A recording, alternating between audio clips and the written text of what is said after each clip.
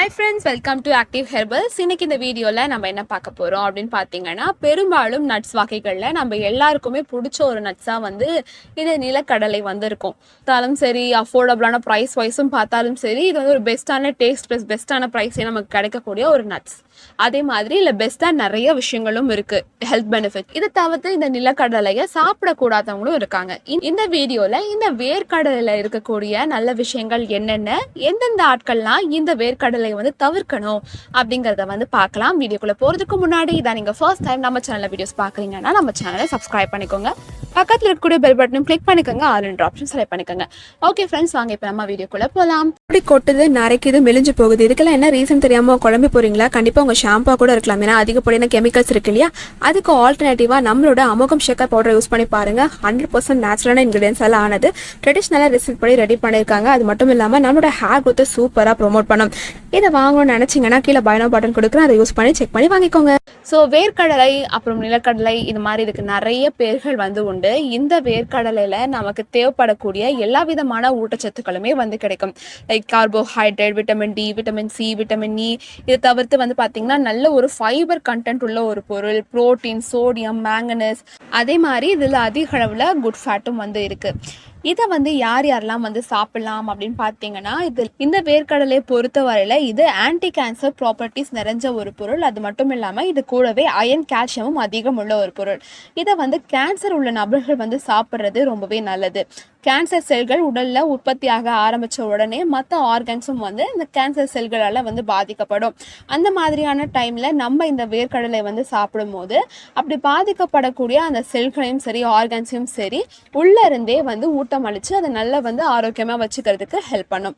இதை தவிர்த்து பார்த்தீங்கன்னா இதய நோய் இருக்கக்கூடியவங்களும் இந்த வேர்க்கடலையை சாப்பிடலாம். அதே மாதிரி அளவுக்கு மிஞ்சினா அமுதமும் நஞ்சு அப்படின்ற கான்செப்ட் நம்ம மைண்ட்ல எப்பவுமே இருக்கணும். ஒரு கைப்பிடி அளவுக்கு சாப்பிட்டாலே போதும். அடுத்ததா என்ன அப்படின்னு பாத்தீங்கன்னா, இந்த பாடி பில்ட் பண்றவங்களுக்கு எல்லாருக்குமே ஒரு ஆசை இருக்கும், கட்டா மசில்ஸ் பில்ட் பண்ணும் அப்படின்னு சொல்லிட்டு. அப்படி இருக்கக்கூடியவங்க எல்லாருமே கண்டிப்பா இந்த வேர்க்கடலையை எடுத்துக்கலாம். அதே சமயம் மூளை நல்லா வளர்ச்சி அடையும். வீட்டுல குட்டி பசங்க எல்லாம் இருக்காங்க, படிக்க மாட்டேங்கிறாங்க, ரொம்ப மெமரி லாஸா இருக்காங்க, மீன்ஸ் படிக்கிறத டக்குன்னு மறந்துடுறாங்க, ரொம்ப புவரா மார்க்ஸ் எடுக்கிறாங்க அப்படின்னு அவங்களுக்கு நம்ம இந்த வேர்க்கடலையை கண்டிப்பா கொடுக்கலாம். வேர்க்கடலை தினமும் ஒரு கைப்பிடி வீதம் அவங்களுக்கு கொடுக்கறதுனால அவங்களுக்கு ஞாபக சக்தி அதிகமாகும், மூளை வளர்ச்சி சரியான விதத்துல வளர ஆரம்பிக்கும். அது மட்டும் இல்லாம இந்த வேர்க்கடையில அதிக அளவிலான செரோட்டோனின் அப்படின்ற ஒரு கண்டென்ட் இருக்கிறதுனால டிப்ரெஷன், அதிகமா மனக்கவலை, மனச்சோர்வா இருக்கீங்கன்னா இது உங்களுக்கு அதுல இருந்து வெளிவரதுக்கு ரொம்பவே உதவி பண்ணும். நம்மளுக்கு நல்ல ஒரு புத்துணர்ச்சியை கொடுக்கும், நிம்மதியை கொடுக்கும், மைண்டை நல்லா ரிலாக்ஸாகவும் பீஸ்ஃபுல்லாகவும் வச்சுக்கிறதுக்கு உதவி பண்ணும்.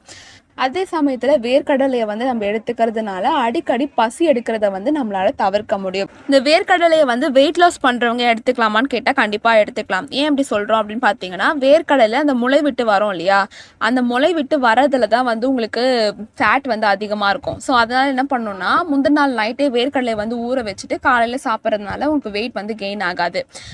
வெயிட் கெயின் பண்ணணும்னு நினைக்கிறவங்க நீங்க நார்மலாவே வறுத்த வேர்க்கடலையோ இல்லை அப்படியே கூட நார்மலாவே வேர்க்கடலையோ நீங்க 2 கைப்பிடி அளவுக்கோ அதிகமாக கூட நீங்க சாப்பிடலாம். தினமும் 3 வேளையுமே நீங்க வேர்க்கடலை எடுத்துட்டு வரீங்கன்னா கண்டிப்பா உங்களுக்கு வெயிட் கெயின் ஆகும். அதே மாதிரி நான் ஃபர்ஸ்ட் சொன்ன மாதிரி அந்த ஞாபக சக்தி பிளஸ் இந்த மூளை வளர்ச்சியெல்லாம் நல்லா இருக்கணும் அப்படின்னு சொல்லிட்டு இருந்தேன் இல்லையா, அதுக்கு என்ன காரணம்னா இதுல அதிக அளவில் அமினோ ஆசிட்ஸும் ப்ரோட்டீன்ஸும் இருக்கு. இது குழந்தைங்களுக்கு கண்டிப்பா வளரக்கூடிய அந்த ஸ்டேஜ்ல கொடுக்க வேண்டியது ரொம்பவே நல்லது. அதே மாதிரி இதுல அதிக அளவில் ஃபோலிக் ஆசிட் இருக்கிறதுனால பிரெக்னன்ட் விமன்ஸும் இதை எடுத்துக்கலாம். உங்களுக்கு நிறைய பேருக்கு இந்த வாமிட்டிங் சென்சேஷன், அந்த மாதிரி அலர்ஜிக், அந்த மாதிரி கான்செப்ட்லாம் இருக்கிறவங்க சாப்பிட்டு பாருங்க. செட் ஆகலைன்னா விட்டுருங்க. அப்படி செட் ஆச்சுன்னா நீங்க வீக்லி ஒரு 3 வாட்டி அப்படின்னா ஒரு 2 வாட்டி எடுத்துக்கிறது நல்லது. இதை தவிர்த்து இவ்வளவு நல்ல விஷயங்கள் பண்ணக்கூடிய இந்த வேர்க்கடலையை யார் யார் சாப்பிடக்கூடாது அப்படின்னு பார்த்துடலாம். பிபி இருக்கிறவங்க வேர்க்கடலையை சாப்பிடக்கூடாது அதிக அளவில். ஏன்னா 300 கிராம் அளவுக்கான வேர்க்கடலையில 1800 கிராமுக்கான சோடியம் அதாவது உப்பு, சோடியம் மீன்ஸ் உப்பு. ஸோ பிபி ஏறதுக்கு ஒரு காரணம் உப்பு உடம்புல அதிக அளவில் சேரதுனால பிபி ஏறும். ஸோ வேர்க்கடலையை அவங்க அதிக அளவில் சாப்பிட்றதுனாலையும் அவங்களுக்கு பிபி ஏறதுக்கு அதிக வாய்ப்புகள் இருக்கு. உங்களுக்கு வேர்க்கடலை சாப்பிடணும்னு ஆசையா இருக்குன்னா எப்பயாச்சும் கொஞ்சமா சாப்பிட்டுக்கோங்க. ஆர்த்ரைட்டிஸ் நெக்ஸ்ட் பாத்தீங்கன்னா ஆர்த்ரைட்டிஸ் அதாவது கை கால், அது மட்டும் இல்லாம மூட்டு, இடுக்குகளில் வந்து வலி ஏற்படுறது இந்த மாதிரியான விஷயங்கள்லாம் வந்து அதிகமாகும் நீங்கள் வேர்க்கடலை சாப்பிட்றதுனால. ஏன்னா இதில் சோடியம் வந்து அதிகமாக இருக்குது. இது வந்து என்ன பண்ணோம்னா மூட்டு இடுக்குகளில் யூரிக் ஆசிட் தேங்க வச்சிரும். அப்படி தேங்கிருச்சுன்னா உங்களுக்கு எலும்புகள்லாம் வந்து ரொம்பவே வலிக்க ஆரம்பிக்கும். ஸோ ஆர்த்ரிட்டிஸ் மாதிரியான பிரச்சனை இருக்கிறவங்க இந்த வேர்க்கடலையை வந்து அதிகம் சாப்பிட்றத ரொம்பவே தவிர்த்துக்கணும். அடுத்ததாக வெயிட் வந்து லாஸ் பண்ணக்கூடியவங்க இந்த வேர்க்கடலையை வந்து அதிகம் சாப்பிட்றத தவிர்க்கணும். இதில் குட் ஃபேட் என்னதான் இருந்தாலும் இதை நீங்கள் அளவுக்கு அதிகமாக எடுத்துக்கும் போது கொழுப்புகள் அதிகம் நம்மளோட ரத்த குழாய்களில் படிய ஆரம்பிக்கும். இது நம்மளோட இதய நலனுக்கும் நல்லது கிடையாது. எல்லாமே வந்து கம்மியாக சாப்பிட்றதா நல்லது. ஸோ அதை மைண்ட் பண்ணி சாப்பிடுங்க. இந்த வீடியோ உங்களுக்கு கண்டிப்பாக யூஸ்ஃபுல்லான ஒரு வீடியோவாக இருக்கும் நான் நம்புறேன். இந்த வீடியோ உங்களுக்கு பிடிச்சிருந்துச்சுன்னா லைக் அண்ட் ஷேர் பண்ணுங்கள். இது மாதிரி இன்னும் நிறைய வீடியோஸ்க்கு நம்ம சேனலை மறக்காமல் சப்ஸ்கிரைப் பண்ணிக்கோங்க. இந்த வீடியோ பார்த்ததுக்கு நன்றி, வணக்கம்.